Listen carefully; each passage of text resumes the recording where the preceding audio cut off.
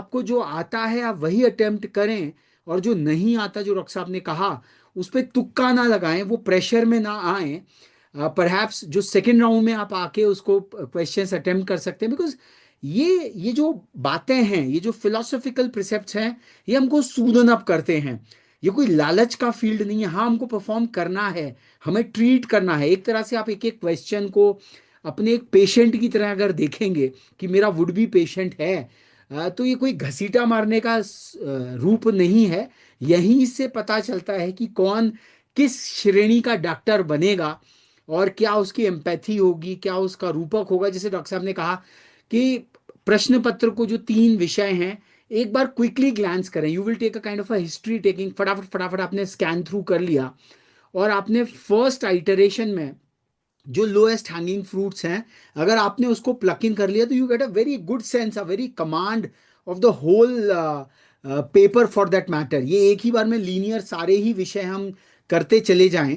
And doctor साहब, what about the trick questions, कि भाई अटकाने के लिए, लटकाने के लिए, भटकाने के Yes, लिए yes, जो I'm कई coming to bar that. Examiners डालते हैं, तो So, उससे कैसे बचा जाए? देखिए, आपको ये तो पता है कि मेडिकल एग्जाम्स में मल्टीपल चॉइस क्वेश्चंस होते हैं. हम्म। So the answer is right there staring in front of you. Hmm. You have to identify that. हम्म। तो कई बार आपको ये होता है कि कुछ आपको रफ वर्क करना पड़ता है, या कोई आपको कोई न्यूमेरिकल है तो सॉल्व करना पड़ता है, या कोई आपको क्वेश्चन है जो जिसका आंसर आपको एकदम फर्स्ट इंस्टेंस में एकदम से स्ट्राइक ना करे.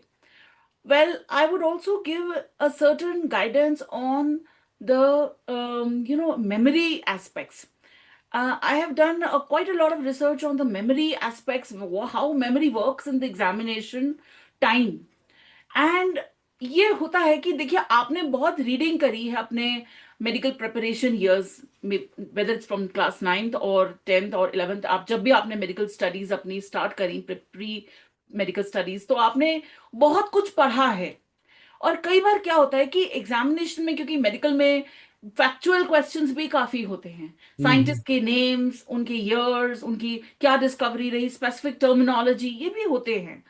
तो उसमें आपकी मेमोरी आपको साथ देती है.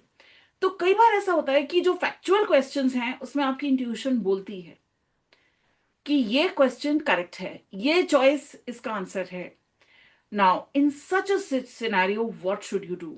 You see, you have to understand there is a very fine balance between your intuition, which is guiding you on your memory, and your तुक्का, जिसे हम कहते हैं तुक्का. तुक्का और इंट्यूशन में डिफरेंस होता है. हम्म। So this you have to map and analyze that some of the factual questions which you are taking a chance, you should know how many questions you are answering by your memory intuition. That hmm. yes, I've read this before. I'm not very 100% sure that this is the answer, but I feel logically, rationally, and from my memory that this is the answer. Yes, you can take that chance for some questions for hmm. which you are 85 to 90% sure, but don't attempt a question which you don't know at all. Hmm. And just to increase your score, or to think that you'll attempt more questions so you'll get more marks, don't do that. Hmm. So, this is the advice for the memory part of things. And usually, the first voice, the first intuition is the correct answer in terms of memory. So this is one thing, and but these questions should be minimized, and you should know very well a calculated risk that yes, I have attempted 4 or 5 questions on my memory intuition, which I've read